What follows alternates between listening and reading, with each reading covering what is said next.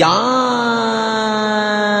Welcome to the rocket scientists that review LEGO classic space sets from the time period 1978 to 1987. Today we will review the set 6880 Surface Explorer. Here we have the Surface Explorer rolling in. The set was released in 1982. It came with 82 bricks. Included in the set was one monochromatic yellow colored spaceman, as seen here. There were some extras for the minifigure. Included was this wrench tool, and secondly, this handheld detector.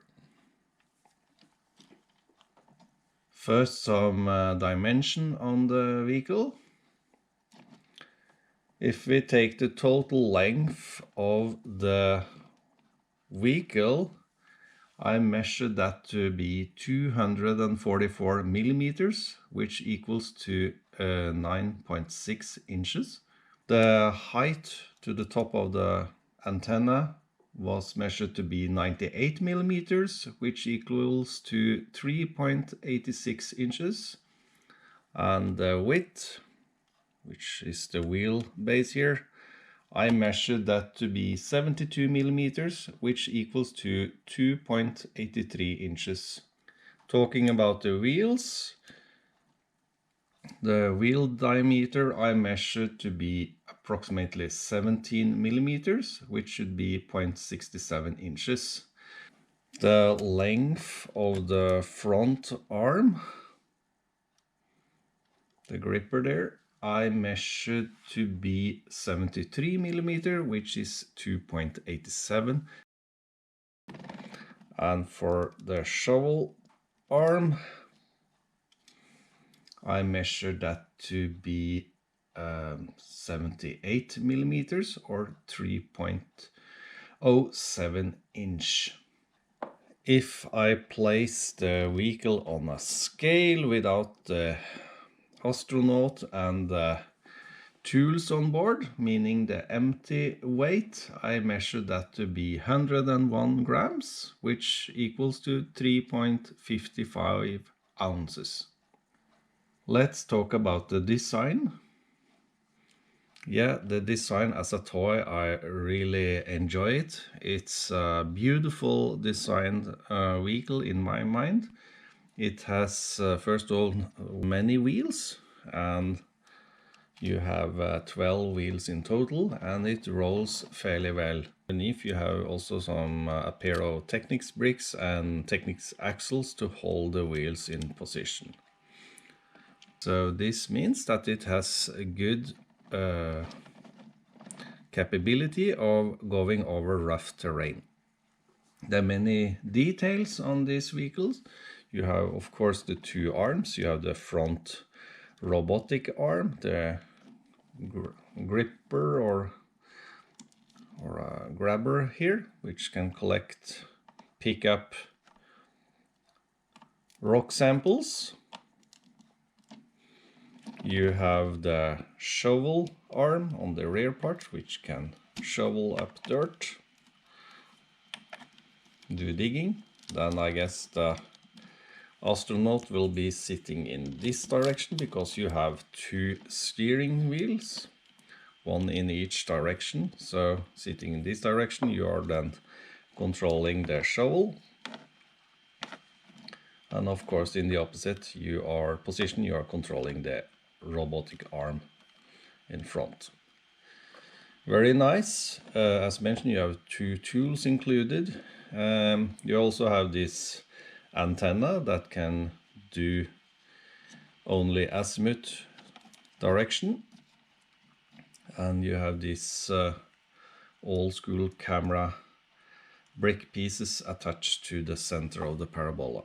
Here you see a really nice old school computer screen brick on sloped brick. On front here you have this control console brick, in gray background color.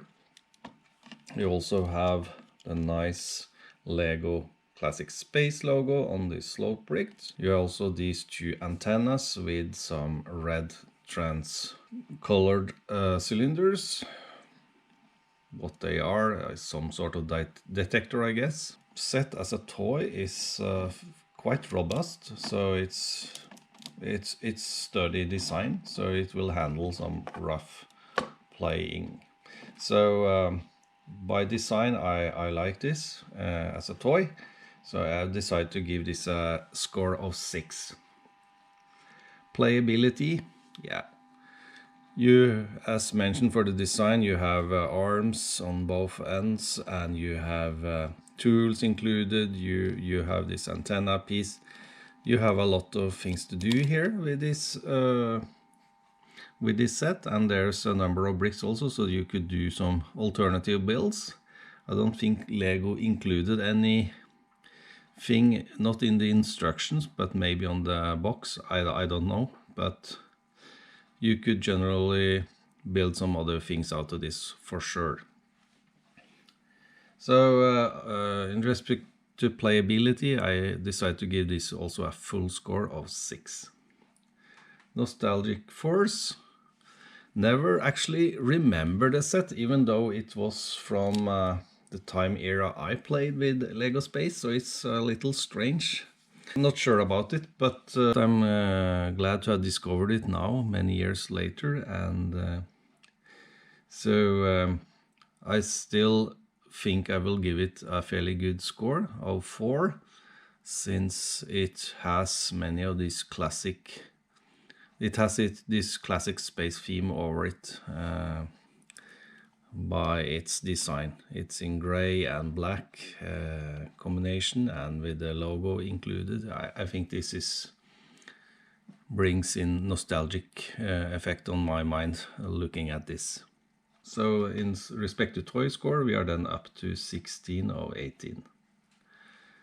Let's talk then about design engineering. Could we build this and put this for use on Moon or Mars, for example? Well, let's have a look on that. First of all, it's quite big vehicle, so I think it's more in the realistic range of such a vehicle could be in size, with the technology I know about. What is good here is that you have all these wheels. It will of course not be rubber wheels that you would use on Moon or Mars due to the very, very low pressure there. On the Moon you are virtually vacuum, but on Mars you have some pressure, but still you would use some sort of metallic wheels. So we can pretend that by having wheel arrangements like this, you will of course be a little heavy, but you will be able to most likely traverse sandy areas where you could float more on top than not digging into the sand, for example, which happened to either Spirit or Opportunity rovers.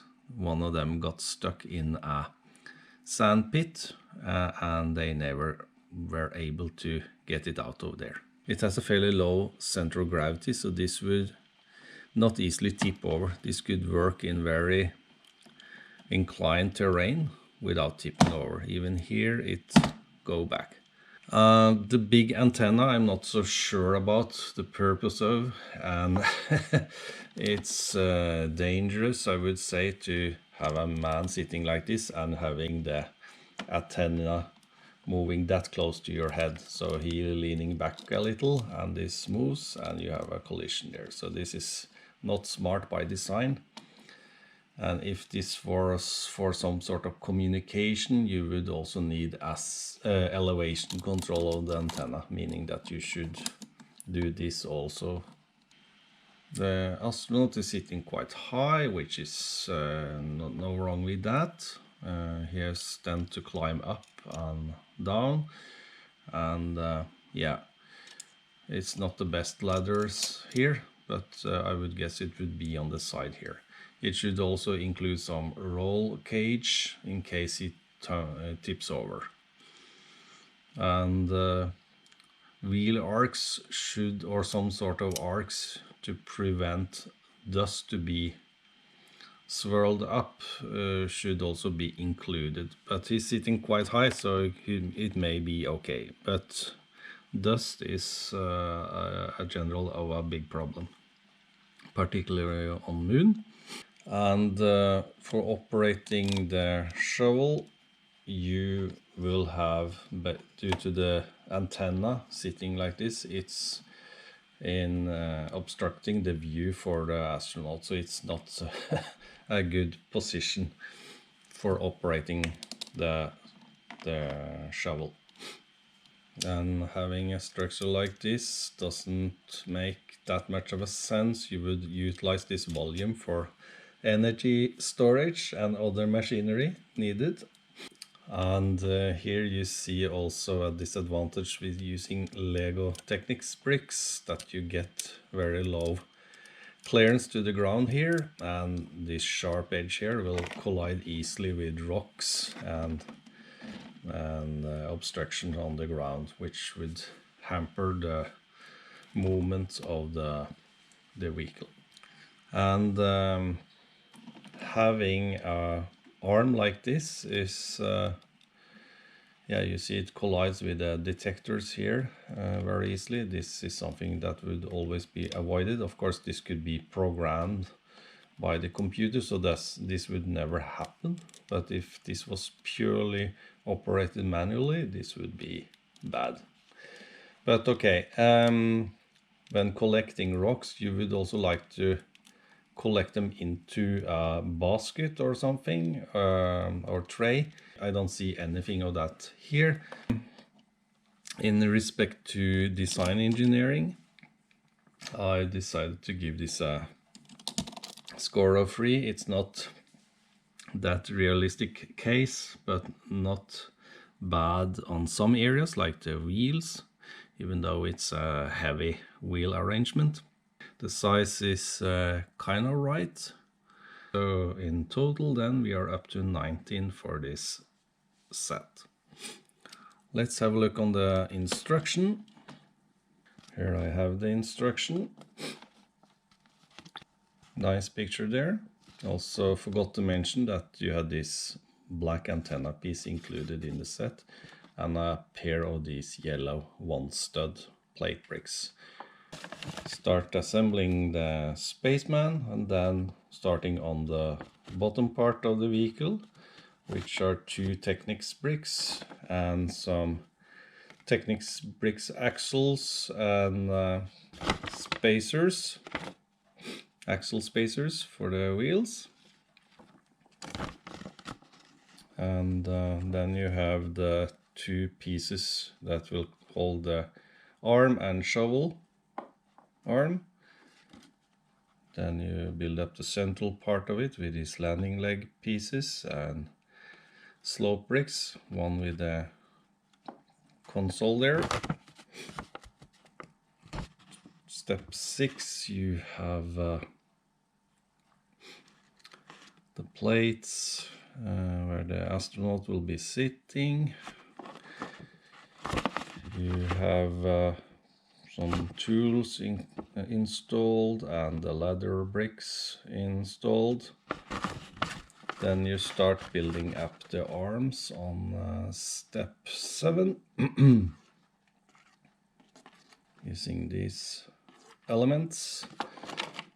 And you are building the antenna and finalizing the robotic arm and shovel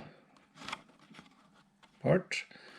And also forgot to mention that you start to install the wheels on the axles. And then you have to plug in all the remaining wheels on step 9 and install the antenna, of course. And then the astronaut can climb on board and start doing his space digging.